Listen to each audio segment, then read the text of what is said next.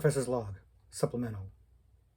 While this seems to be a relatively advanced and capable society, they do seem to have a fixation with archaic technology that is clearly outdated and not up to the measures of their normal technological advances.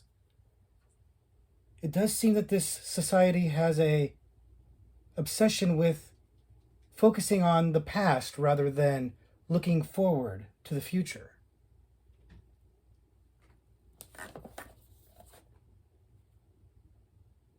Pretty good collection, though.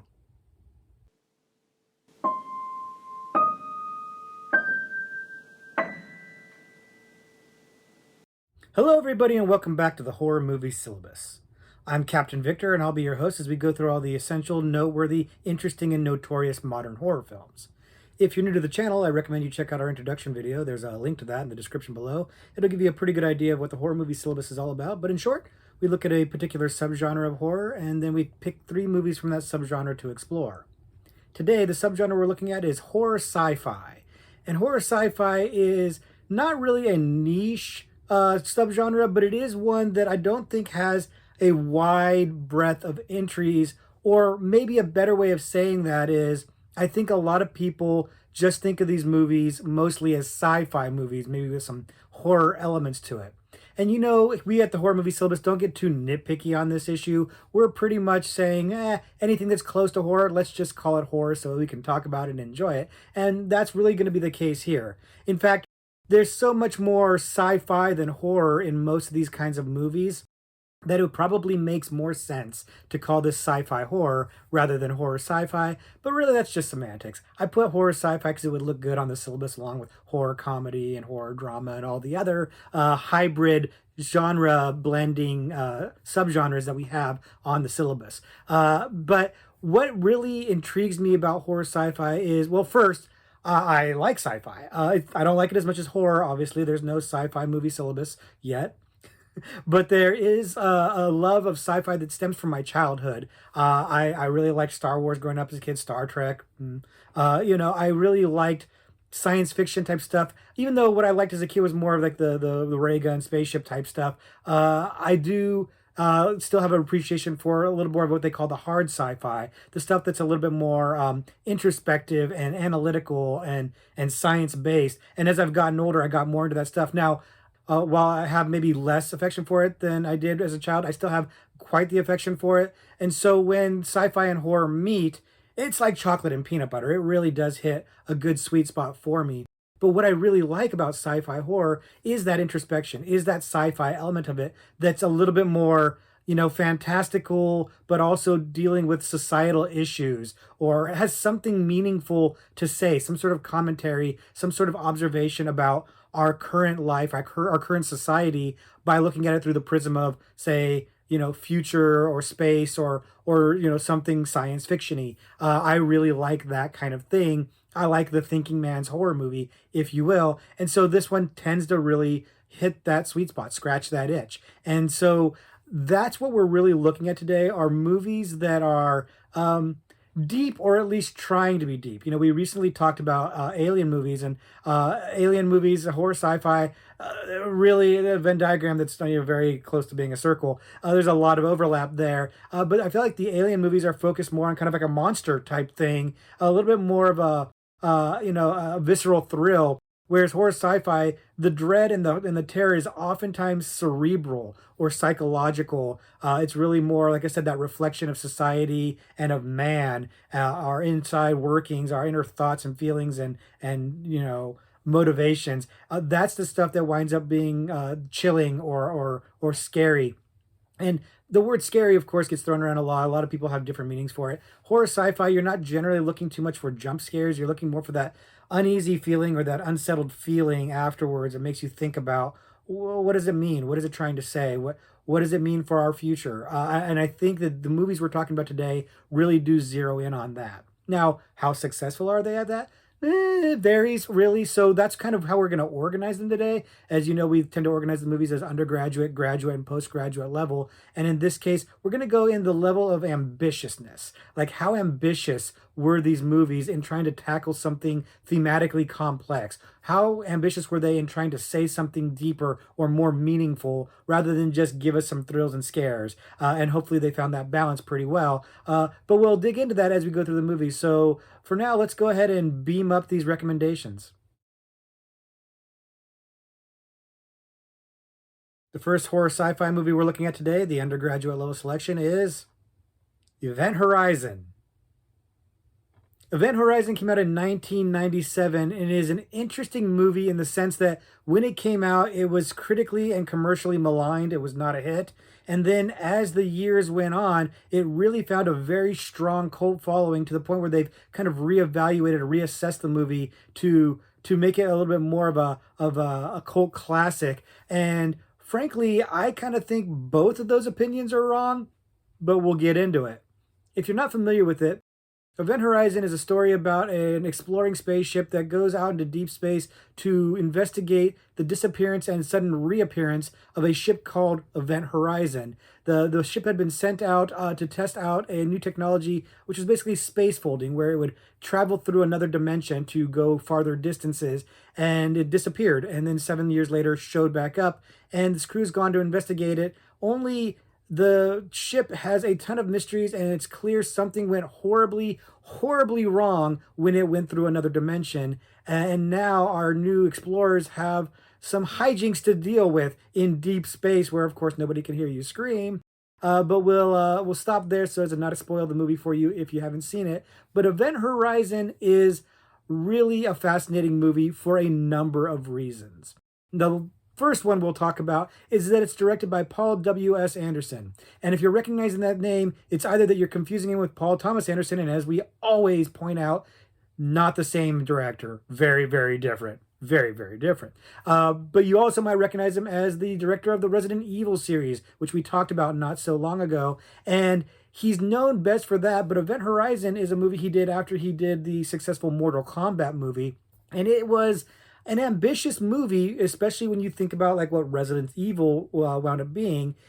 He really tried to make something deep and scary and interesting. The way the movie was billed was oftentimes something like The Shining in space, which frankly I'm here for. It's an interesting idea of this kind of haunted spaceship, kind of like a haunted house, with all this bizarre, strange, creepy imagery and really insane stuff going on. I respect the hell out of Paul W.S. Anderson for trying to make this movie. Unfortunately, he didn't really get to make the movie. The notorious thing about Event Horizon, and another thing that makes it so interesting to talk about, is that he made a rather long and violent and really gory movie that the studio was uncomfortable with and wound up cutting down quite a bit. And while Anderson seems to agree that it was too long, he does think they cut it too much and made it a little less comprehensible. And I think that's probably pretty accurate. The movie would stand from just a little bit more explanation, a little bit more fleshing out of what was going on, what had happened with the ship. But the hints that we do get are pretty unsettling. It's really some nightmarish imagery. It has a touch of like Hellraiser imagery to it, which I think is really cool. And it also has a lot to thank other movies for, notably Alien. It's got a lot of Alien and aliens in it, and like I said earlier, The Shining, The Haunting. It's definitely borrowing from some really great movies, and I don't have a problem with that. I think that's a good instinct to try to emulate movies that are really, really good. Event Horizon's not as good as those movies, and that's maybe the issue. When the movie came out, it was clear that those influences were part of it, but they didn't really, live up to it. They didn't live up to those influences at all. And that's a shame because the critics maligned it. It didn't do well commercially. And this despite having an excellent cast, led off by Sam Neill. We all love Sam Neill. He is, one of the favorites of Horror Movie Syllabus. If you've been watching, we talk about him quite a bit. You've got Lawrence Fishburne, Jolie Richardson. You've got a good cast of people who are doing really good work. And you've got a director who's selling the atmosphere pretty well, especially if you think about the movies he's most famous for. Surprising how well he's nailing the atmosphere in this movie. Now, it's worth noting, 1997, the CGI effects are not great. They haven't aged well, and they probably weren't super great at the time. But honestly, while that might take out of the movie just a little bit, I really don't think it'll ruin it for you because the mood is pretty good. The pace, on the other hand, a little slow. It doesn't really move as well as it should. Now, ironically, I do think that adding some of the scenes back in that Anderson had wished would stayed in might have helped that a little bit. Partly because I think there would have been more scares and gore and gruesome stuff, graphic stuff. But also I think because we would have been understanding the story a little bit more, getting a little bit more of the mystery revealed to us. And I think that would have helped the pacing a little bit. Making it longer actually might have made it feel like it moved better, strangely enough.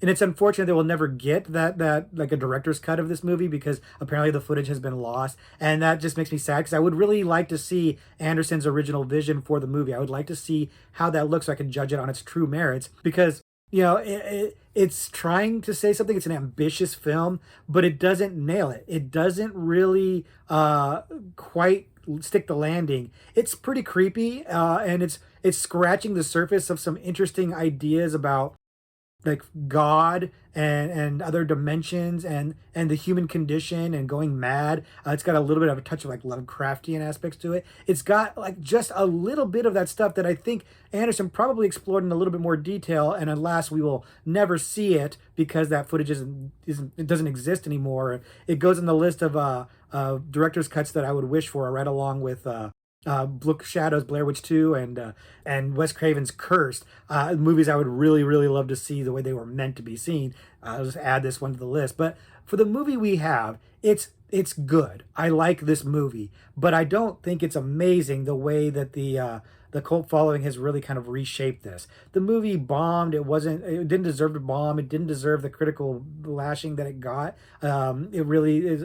People overblew it as a bad movie when it came out, but people are overblowing it now as like this masterpiece that was like, unjustly ignored. It's not a masterpiece either. It's a good movie. It's a good horror sci-fi movie that is worth your time.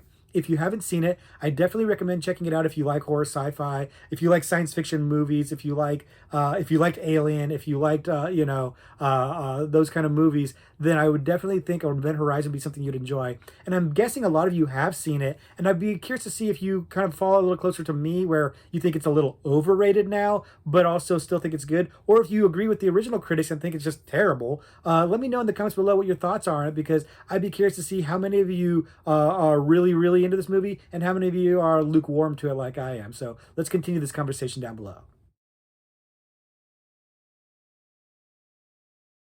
The next horror sci-fi movie we're looking at today, the graduate level selection, is Sunshine.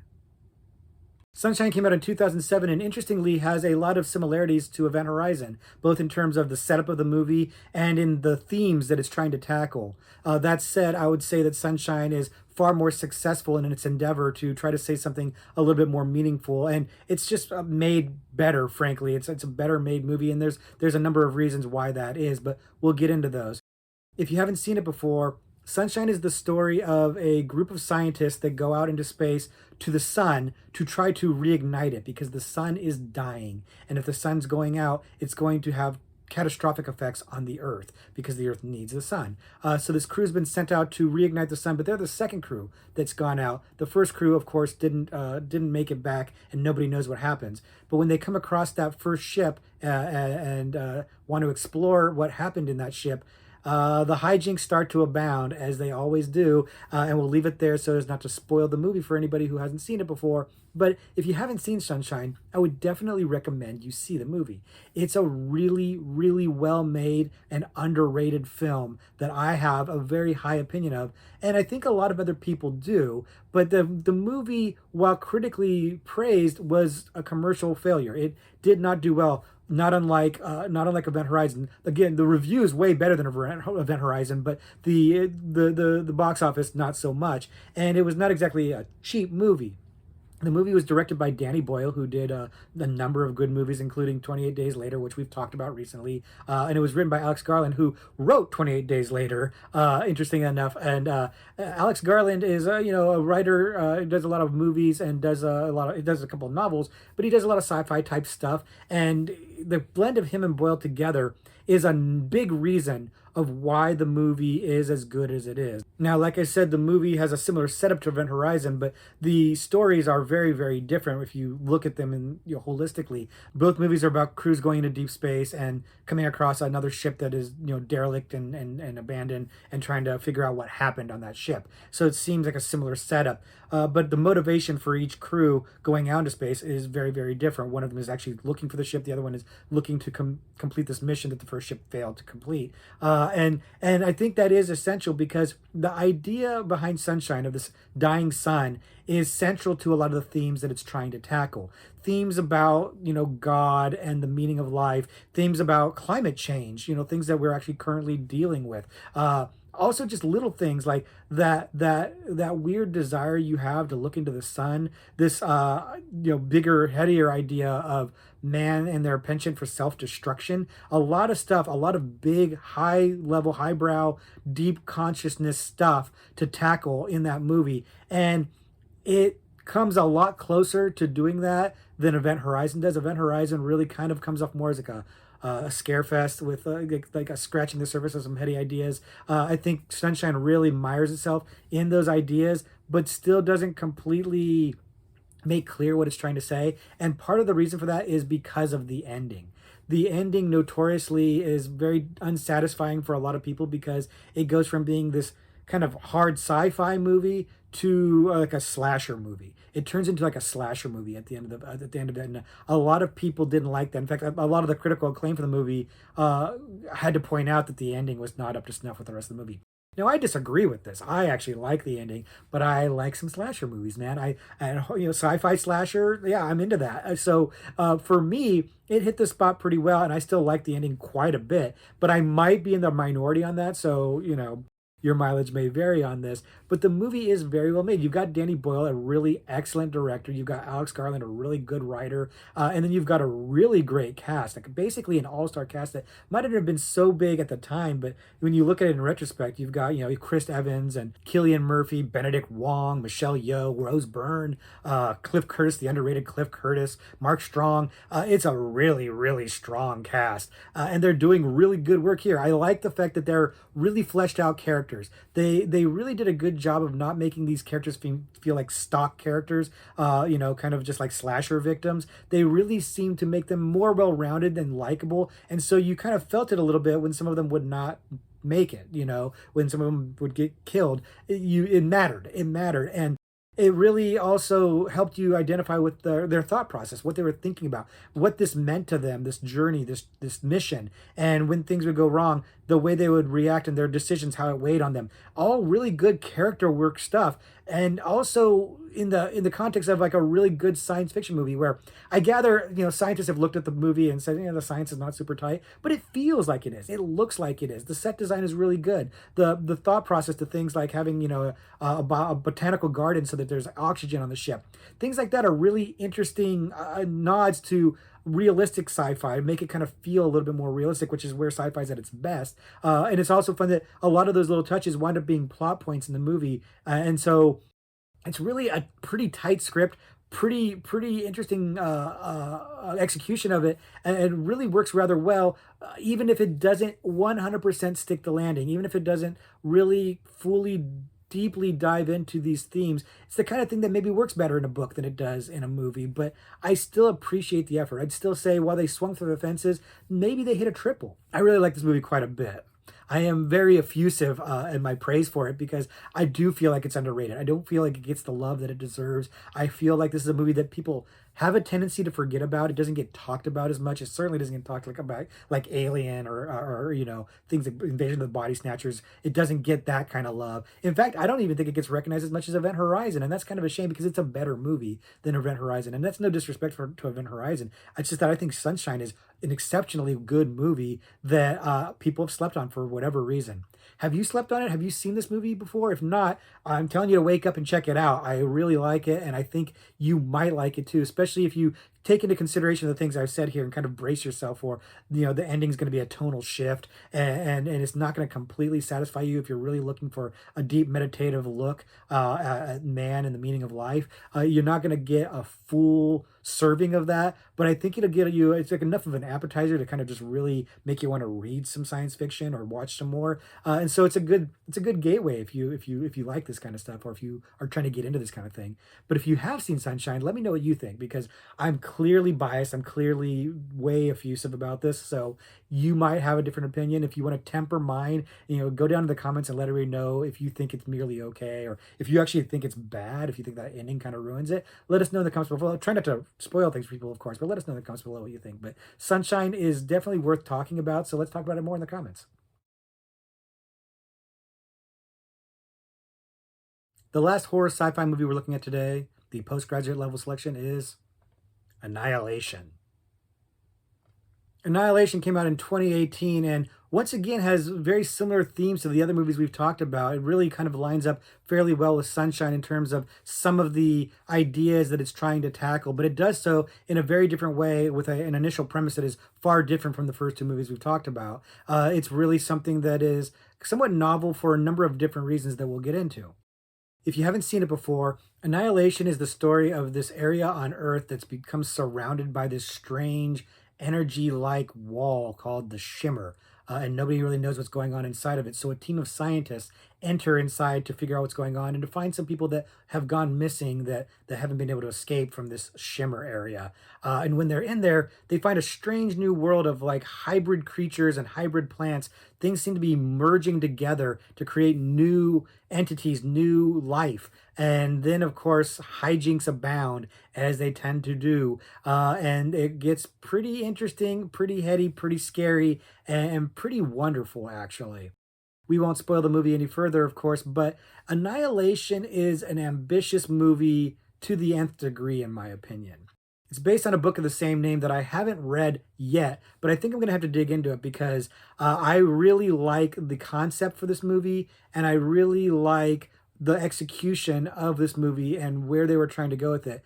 But I'm not a huge fan of the ending, but we'll get into that in a few minutes. The movie is directed by Alex Garland, who we just talked about as the writer for Sunshine, and he also wrote the screenplay for this one, but he did not write the book that it was based on. And Alex Garland's doing great work here in the double duty as director and as writer. The movie looks great and the movie moves at a really good pace. It's got an all-star cast. Like a lot of these movies have a really good cast. It's a theme going on. This one's got Natalie Portman and Tessa Thompson and Jennifer Jason Leigh and Gina Rodriguez, Oscar Isaac's in this one. It's really a star-studded cast and they're doing excellent, excellent work.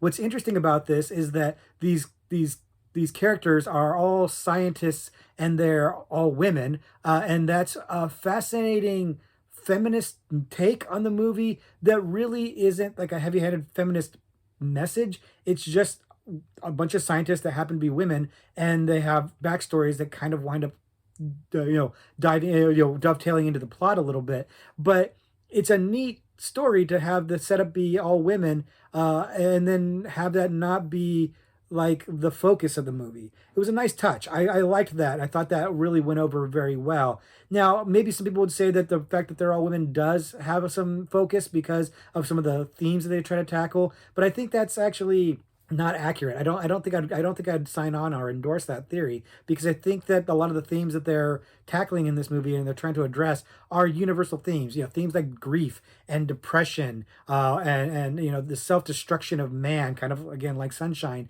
These are not female specific or gender specific themes or ideas. These are universal and they work really, really well. the look of the movie is also really wonderful and incredible. Now, there's some CGI and stuff in there too, but it works pretty well. I don't find it to be a distractingly bad thing. There's some at the end that didn't jive for me, which may color my feelings about the ending, to be honest with you. But for the most part, I thought the movie looked really well. I thought it was paced really well. I really liked the way the mystery was kind of unraveling, and how these characters that we're following are figuring things out while we, the audience, are figuring things out, and how their backstories wind up kind of influencing what happens in the movie to a degree, and their motivations for volunteering to be in this mission. I thought that was a nice touch, and it humanized the characters, made you care about them a little bit, made you worry about them when they were going into the shimmer. Now, like I said, the ending is where it kind of falls apart for me a little bit. And falls apart is a strong word, and it's maybe overly strong, because this is by no means a bad movie by any stretch of the imagination. It's just that when I was watching this movie, I was thinking this was definitely like a top 10 science fiction movie of all time, possibly top 5. I was that into it. And then the ending came, and I was like, no, it's not going to be top 10. It's close, but it's not going to be a top 10. The ending just didn't satisfy me, and I don't want to spoil the ending for you, so it's a little hard to explain it, except that it didn't look as good as I would have liked it to look compared to the rest of the movie. And it really, while it went for a kind of a cool, ambiguous type ending, which I like, it just didn't really, I don't know, it just didn't scratch the itch. It didn't really fully satisfy me in terms of giving me a resolution to the story, nor did it feel like it gave me something a little bit more meatier in terms of these deep themes that it was trying to explore. It didn't really give me, I don't know, a payoff that I was expecting. It's hard to explain without spoiling the movie, so I'm just kind of dancing around it a little bit, admittedly. But this is why I kind of want to read the book, because I'm wondering if the book will give me more of what it is I was looking for. Because I think the kind of answers that I was hoping to get in this movie are the kind of things that are a little easier to deliver in a book than visually through a movie. I think it's the kind of thing that reading might be easier to digest than to figure out a way to tell that visually. So I'm hoping the book maybe has a little bit more meat for me, and I've been told that it's really good, so I'm thinking that's the case. Even though I'm told that the movie doesn't hew terribly closely to the book, so we'll see how that shakes out. Maybe I'll do like a horror book review on that. I don't know. We'll see. Let's not get carried away.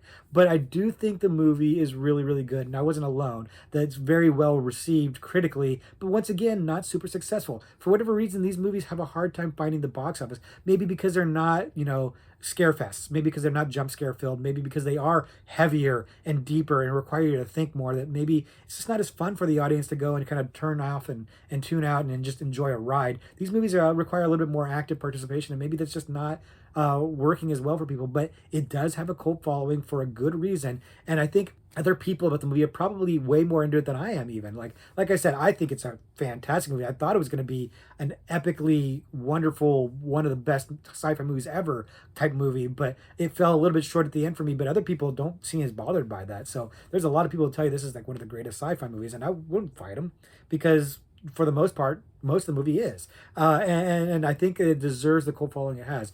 Are you part of that cult? Have you seen this movie, and do you like it as much as so many of the other people do?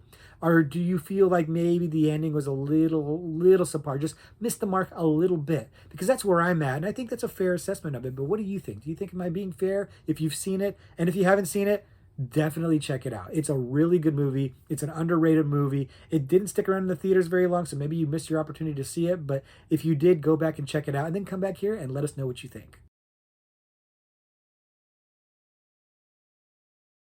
So that's going to do it for our exploration into horror sci-fi. But if you like horror science fiction, we've got a few extra credit movies to talk about. So let's jump into those right now. The first movie I want to mention is a movie called Altered States.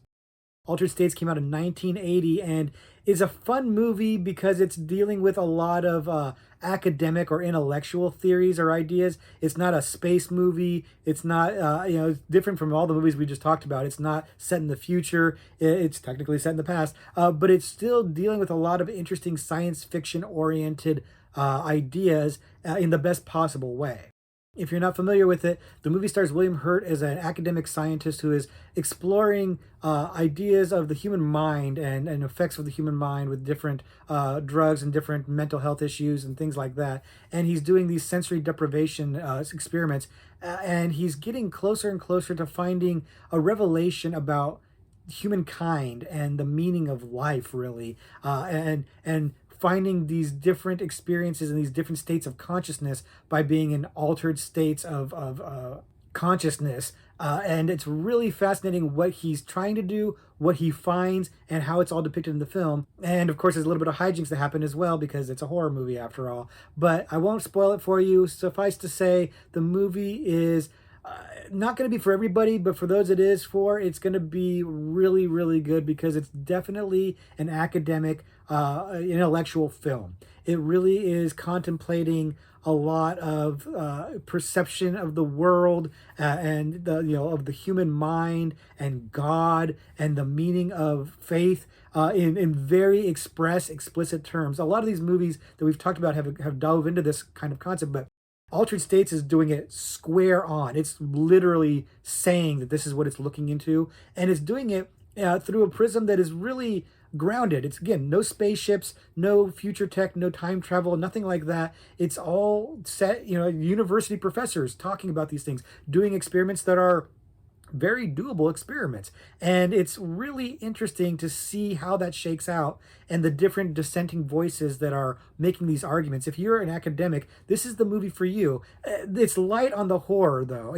It's really much more of a science fiction movie than a horror movie. It's very light on the horror. There are some scary moments, but for the most part, it's the idea, the concept, the meaning of religion, faith, God, man, all of that. That stuff's a little bone chilling, but it's, on a metaphorical level. There's not really a lot of jump scares and stuff like that going on here, which is kind of funny because as a child, when I had heard about this movie, I had a friend who told me about it and just told me how incredibly scary it was. So I didn't want to see it. I was like afraid to see this movie for a very long time because I had been told how scary it was. So I didn't see it for many years. And then when I finally got around to see it, I was like, oh, that is not scary at all. I think my friend was just messing with me, and I fell for it for a really long time. It was a pretty good practical joke, Joel. But I digress. The movie is not that scary, but it is fascinating. I find it a captivating, interesting movie. And the late, great William Hurt, who just recently passed away at the time of this recording, is wonderful in this. This is one of his earliest roles, and it's kind of what made him a little bit of a star.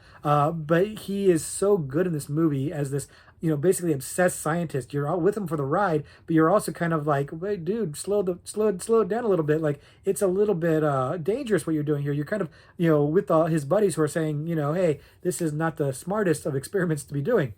And I love the way it goes, and I think it's very believable, and it's a really well put together movie that's saying a lot, and it's directed by Ken Russell, who we have talked about before, and he makes a good movie, and he makes it interesting and compelling, and he can get weird, and the visions and the stuff that gets done when there's the altered states of consciousness in this movie are really fascinating, really weird, trippy stuff, the kind of stuff that makes for interesting, like, heavy metal music videos. Really cool stuff. It's where some of the horror is coming from. Really neat visuals. Ken Russell's doing a great job. I like this movie a lot. It's a movie that has a reputation, but is not really super beloved.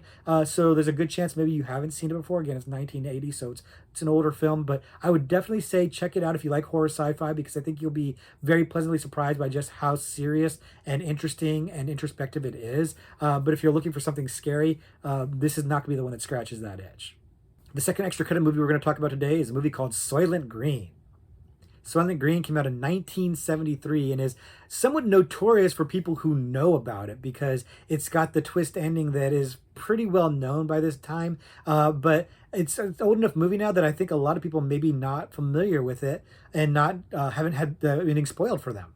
Hopefully you're one of those people and you have an opportunity to check this movie out and not have the twist ending spoiled for you. But if you haven't seen it before, the movie is a Charlton Heston movie set in the not too distant future, which is basically about now, because the movie came out in the 70s. And it's about a society that has changed and is really struggling with natural resources and things like food. And so the poor and working class really don't have much food to eat except for these Soylent products, Soylent Red, Soylent Yellow, Soylent Green. They're basically nutrition packets. Meanwhile, the rich get to eat really, really well and eat real food. So there's this class divide. And Charlton Heston is investigating a murder that's uncovering maybe some corruption in society, and maybe some interesting things about what Soylent Green might actually be. But we won't go any farther than that, so to not spoil the ending. But quite honestly, even if you haven't seen it, even if you don't know what's going on,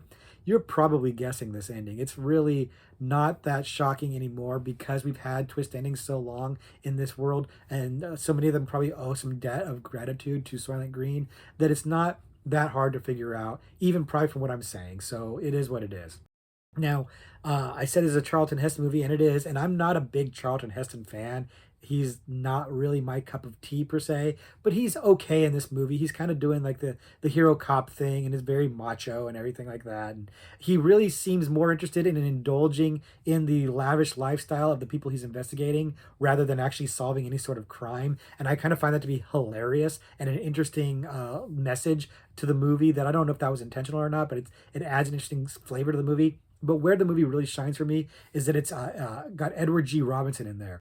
And Edward G. Robinson, classic actor from like detective noir movies. He's the guy. He talked like this, see, and he'd be looking out to get you, see. And he's famous for that. He's the guy who like made that a thing, that kind of gangster voice, and he was known for that. And here he's dialed that down. He's a lot more introspective as like this, older gentleman who's kind of knowledgeable and kind of telling Charlton Heston about how the world used to be, helping him with the investigation. And he's absolutely wonderful in this movie. And it is sadly his last performance. And he was dying from cancer and he knew it at the time.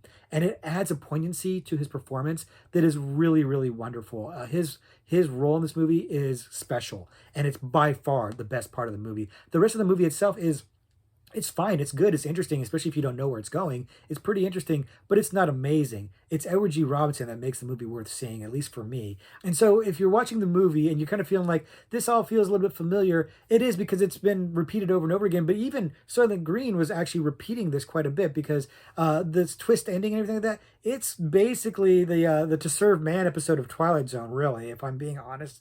It's derivative. And it's not even in the book. It's based on a book, and the book is really much more focused on the natural resources being depleted and the earth kind of just eating itself, really, rather than this police investigation and all this other stuff that was added for the movie to make it a little bit more exciting. So the book's a lot more science fiction based, really more focused on the meanings of all these things.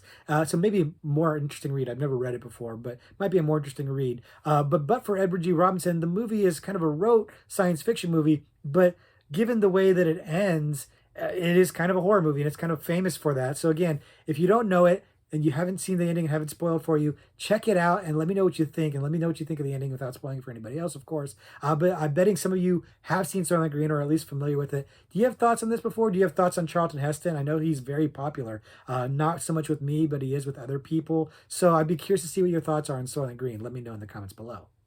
And the last extra credit movie I'm going to mention for you is called The Astronaut's Wife. The Astronaut's Wife came out in 1999, and it stars Johnny Depp and Charlize Theron, and is an interesting movie for a number of reasons that we'll get into, but it's also a movie that is not terribly beloved or really thought of all that well, so maybe a controversial choice for talking about here in this video, but I guess I'll have to try to defend that, so let's get into it. If you're not familiar with it, the movie is about a woman who's married to an astronaut who goes up into space, and they lose contact with him very briefly, but they're able to get him and his partner back down. But when he comes back, he's acting strange. He's acting a little bit different, and she's very unsettled and thinking something has gone wrong and something's not kosher with her husband. But of course, nobody will believe her. People aren't listening to her, and strange things keep happening, and the hijinks start to abound, and things get more and more tense. And we'll leave it there so we don't spoil the ending of the movie for anybody. But the movie is basically kind of a science fiction version of Rosemary's Baby, and I'm here for that. That is a cool idea. Unfortunately, it maybe doesn't completely nail it. Rosemary's Baby is a bona fide classic. We've talked about it on the channel, even though it is outside the scope of the channel, because it's that good of a movie, it's that important of a movie, that meaningful of a movie, and it's influenced so many other things, including the astronaut's wife. And I liked the twist that they were going to spin on the astronaut's wife. And then with two powerhouse actors like Johnny Depp and Charlize Theron, you've got really quality acting behind it too. So this should have been amazing. And even I, who like it, will admit that it's not amazing.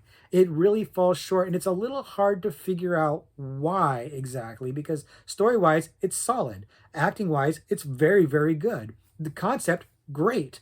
Why didn't this hit?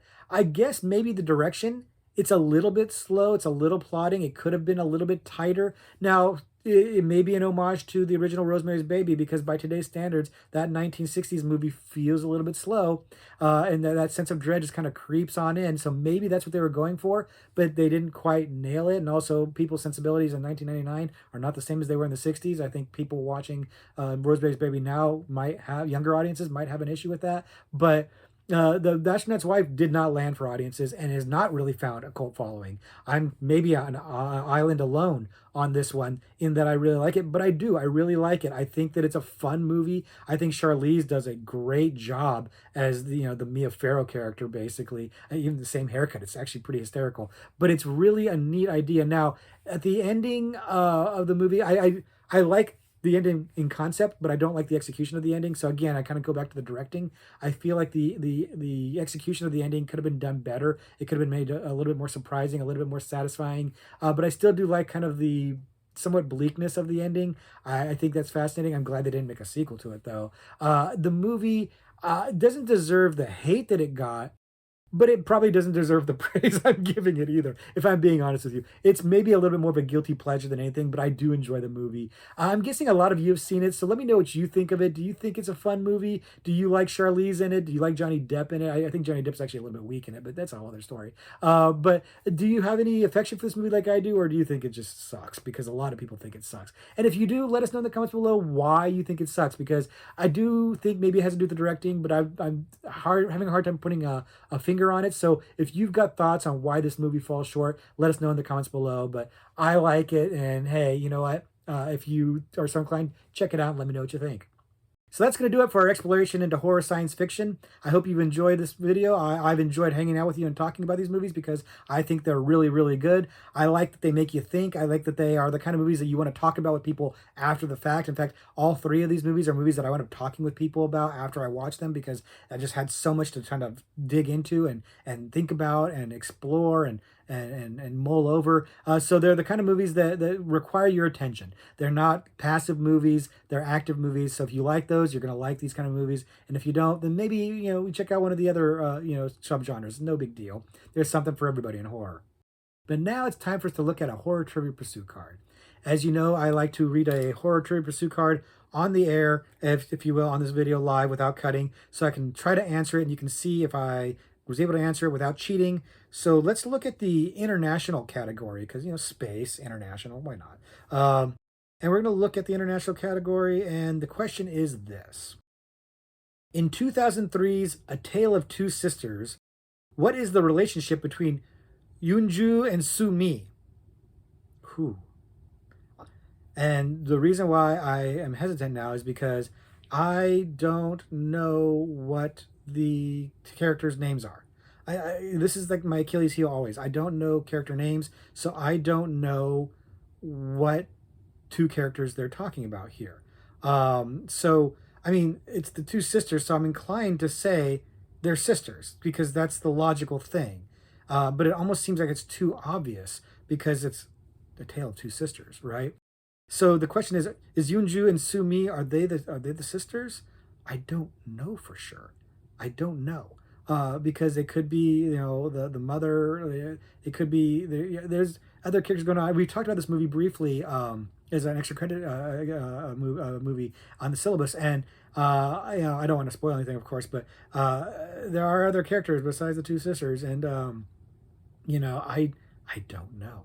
I mean, like I said, I basically, this seems like the most obvious and easy of questions, like too obvious and easy. And then I'm wondering, am I just talking myself out of an answer because it seems so obvious and easy? I I don't know. I'm kind of also treading water to let you guys think about it too, but I have a feeling that you guys either you know this answer right off the bat because you remember the characters' names or you know the movie really well. But if not, I would imagine that your instincts are going the exact same way mine are. So I don't know that I really need to tread water so much anymore. I think we just kind of bite the bullet, right? Like I'm thinking these two are sisters. That's the logical thing to say. And if I'm wrong, then I'm definitely not remembering this movie as well as I thought. It's been a little while since I've seen it, even though we talked about it not too long ago, a few months back. I'm going to stick with sisters. I feel like I'm talking myself out of this. So I'm just going to stick with sisters. Hopefully you've got your answer locked in. Let's see what we got. Ah, see? Stepmother and stepdaughter. And that's the thing I was worried about. So I'm wrong on this. And I was thinking of it too. I was like, I can't remember who the characters are, but there was a stepmother. And I was thinking maybe they're talking about the stepmother and the stepdaughter. But I was like, but am I just talking myself out of this? And again, I don't want to spoil the movie for you, because there are some, interesting twists in it if you're not familiar with it. But yeah, I kind of figured that maybe this question was too easy, and then I talked myself out of it. They really did a number on me psychologically there. I had the wrong answer, and then I thought that's too obvious, so it's got to be the wrong answer. But then I kind of brushed up against the right answer, and then I talked myself out of the right answer. So not my finest moment, guys. Did you get this one right? Did you say sisters like me? What did you say? Let us know in the comments below what your wrong answers are. But hopefully you got it right. Hopefully you had a good time checking out these movies with me. If you haven't seen any of them, honestly, I like all the movies we talked about today quite a bit. So I would definitely recommend any of them if you haven't seen them already. And come back and let me know what you think of them, because I love hearing from you guys. I love hearing what you got to say in the comments. And I love your suggestions of other horror sci-fi movies. Now, there are other movies that we'll be talking about that kind of brush up against this. If you haven't watched our Aliens video, some of the movies that you're thinking about that should be here might be there, so go check that one out. But until next week when we tackle another subgenre, I'll just say class dismissed.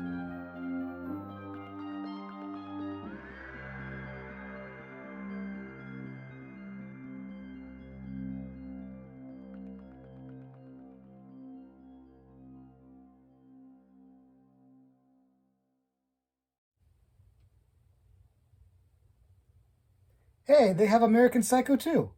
You know who's in that?